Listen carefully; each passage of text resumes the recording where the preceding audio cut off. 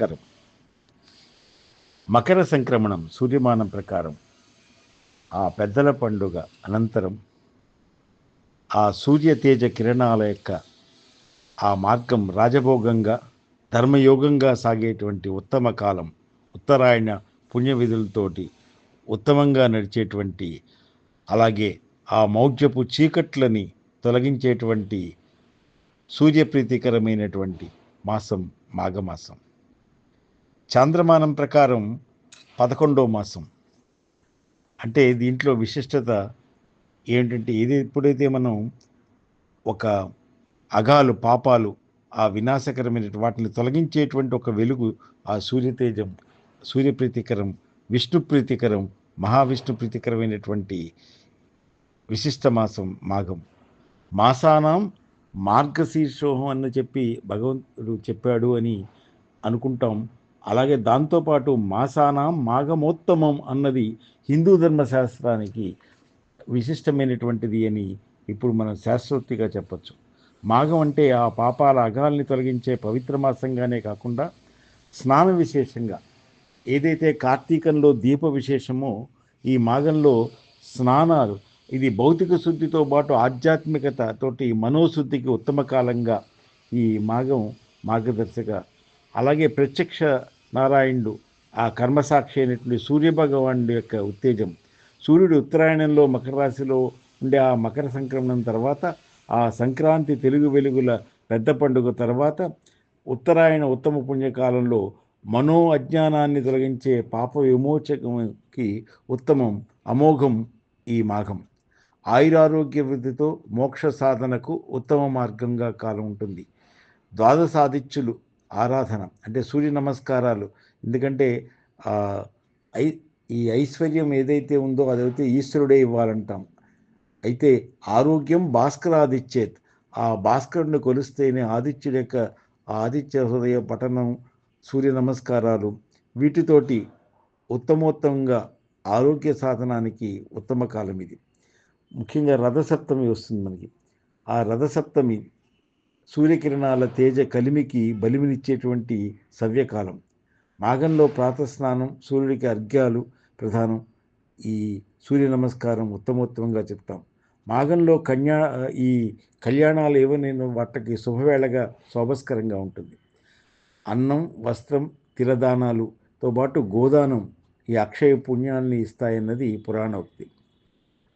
ఏదైతే ఈశ్వరుడికి ఆరాధనగా మనకి ఉత్తమోత్తమంగా తత్పురుషాయ విద్మహి మహాదేవాయ ధీమహి తన్నో రుద్ర ప్రచోదయాత్ అంటూ ఆ మహేశ్వరుడికి మహాదేవుడికి ఉత్తమోత్తమ భక్తి అయినటువంటి ఆ లింగోద్భవ శుభవేళ మహాశివరాత్రి పుణ్యపర్వం వచ్చేటువంటి విశిష్టం మాఘమే.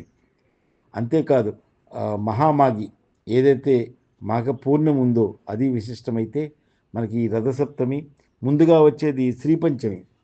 శ్రీపంచమి వసంత పంచమి చాలా విశిష్టంగా మనకి ఏదైతే ఆ సరస్వతి అనుగ్రహాన్ని అందించేటువంటిది. తర్వాత రథసప్తమి, తర్వాత భీష్మాష్టమి, భీష్ముడు అంపశయ్యపై ఉన్నటువంటి ఆ పుణ్యకాలంలో విష్ణు సహస్ర పారాయణం ఏదైతే విష్ణు ప్రీతికరమైనటువంటిదో అటువంటి విష్ణు సహస్రనామానికి ఉత్తమోత్తమైనటువంటి భక్తి శక్తిని అందించేటువంటిదైతే భీష్మ ఏకాదశి మహత్తరమైన పవిత్ర దినంగా ఉంటుంది. తర్వాత మనకి చాలా ముఖ్యంగా అనిపించేటువంటిది ఈ మహాశివరాత్రి, ఆ మహాదేవుడిని కొలిచేటువంటి అత్యుత్తమ పవిత్ర కాలం. ఉపవాసాలతోటి, అభిషేకాలతోటి, రుద్ర నమ్మక చమకాలతోటి మనకి కొలిచేటువంటి, అంటే అటు శ్రీమన్నారాయణుడికి రథసప్తమి ప్రత్యక్ష నారాయణ పూజలు, ఇటు మహాశక్తి పూజలు, అలాగే ఈ శివరాత్రి శివ పూజలు అయితే చాలా ముఖ్యంగా మనకి మాఘమాసం ప్రారంభమే ఈ నవరాత్రులు జరుగుతాయి. అవి శ్యామలా నవరాత్రులు. ఏదైతే ఆ శ్యామలా నవరాత్రులు ఉన్నాయో వాటి యొక్క విశిష్టత అటు ద్వాదశ జ్యోతిర్లింగాలు, ద్వాదశ ఆదిత్యులు కొలుస్తూ పాటు ఈ శక్తి రూపాన్ని కూడా, ఎందుకంటే లలితాంబికకి మంత్రిని శ్యామలాంబ, ఆవిడ కుడివెంపు ఉంటుంది. ఎడంవెంపు సేనాధిపతిగా ఉన్నటువంటి వారాహి, అటువంటి విశిష్టమైనటువంటి త్రిమూర్తిత్వమైనటువంటి మహితో పాటు ఈ త్రిశక్తి స్వరూపమైనటువంటి మహిమ కూడా కనిపిస్తుంది. కనుక ఇది ఆ మాఘంలో ఉన్నటువంటి విశిష్టమైనటువంటి ఆ అమ్మవారి యొక్క పరమేశ్వరి యొక్క అనుగ్రహానికి, అలాగే ముఖ్యంగా ఈ మాఘమాసం ఏదైతే శివప్రదమైనటువంటి సోమవారంతో ఆ ఉమాసహిత అయినటువంటి ఆ సోమవారంతో ఆ శివారాధనకు ఉత్తమంగా ఆ శివాలయాల్లో దీపాలతోటి, అలాగే ఆదివారాలు అర్ఘ్యాలతోటి, ఆదిత్య పారాయణతోటి, అంతేకాకుండా మనకి పాయసాన్నం ఏదైతే ఉందో అది ఈ మాఘ రథసప్తమిలో కూడా మనకి చాలా విశిష్టంగా కొలిచేటువంటిది. అటువంటి మాఘపు ఆదివారాలు చాలా విశిష్టంగా ఆ ప్రసాదాన్ని, పాయసాన్న ప్రసాదాన్ని, ఆవు పాలతోటి చేసినటువంటి ఆ ప్రసాదాన్ని ఆరగించడంలో ఒక ఆరోగ్యప్రదమైనటువంటి, ఒక ఆధ్యాత్మిక సుసంపన్నతకి, ఒక భక్తి ప్రపన్నతకి కూడా విశిష్టంగా నిలుస్తుంది. అటువంటి ఆ పాయసం ఆరోగ్యప్రదాయిత అయినటువంటి వాడు. మాఘశుద్ధ సప్తమి, ఈ రథసప్తమి కూడా చాలా విశిష్టమైనది కనుకనే మనకి ఆ కర్మసాక్షి సూర్యమాసంగా కూడా మాఘమాసాన్ని సూర్యమాసం ఏదైతే సౌరశక్తి యొక్క ప్రథం, అందులో పాటు ఈ అజ్ఞాన మూఢత్వాలను తొలగించేటువంటి తత్వచింతన ఏదైతే ఆధ్యాత్మిక శక్తిగా ఉంటుందో అటువంటి దానికి ఆ జ్యోతిర్మండలాధిపతి అయినటువంటి ఆ సూర్యుడి యొక్క అనుగ్రహాన్ని, శారీరక రుగ్మతల్ని, మనోరుగ్మతల్ని దూరం చేస్తూ ఈ స్నానం, సూర్య నమస్కారాలు చాలా విశిష్టంగా మనకి ఉంటాయి.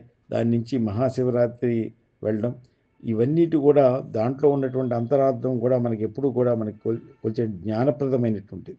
ఓం హైం హ్రీం శ్రీం శ్యామలాయ నమః అంటూ మాఘశుద్ధ పాడ్యము నుండి మనకి ఆ చివరి నవమి వరకు ఉన్నటువంటి వాటి ఈ నవరాత్రులు, శ్యామలా నవరాత్రులు, ఆ దేవి ఉపాసన దశ మహావిద్యల్లో ఒకటైనటువంటి ఆ విశిష్టత. అందుకని మనకి చాలా ఆ లలితాంబిక యొక్క విశిష్టత. మాణిక్య వీణాం ముఫలాలయంతి మదాలసాం మంజుల వాగ్విలాసాం మహేంద్ర నీలజ్యుతి కోమలాంగిం మాతంగ కన్యా మనసా స్మరామి మనసా స్మరామి అంటూ ఆ సర్వ శక్తిని ఒక ఆధ్యాత్మిక శక్తిగా అందుకునేటువంటి విశిష్ట రూపం.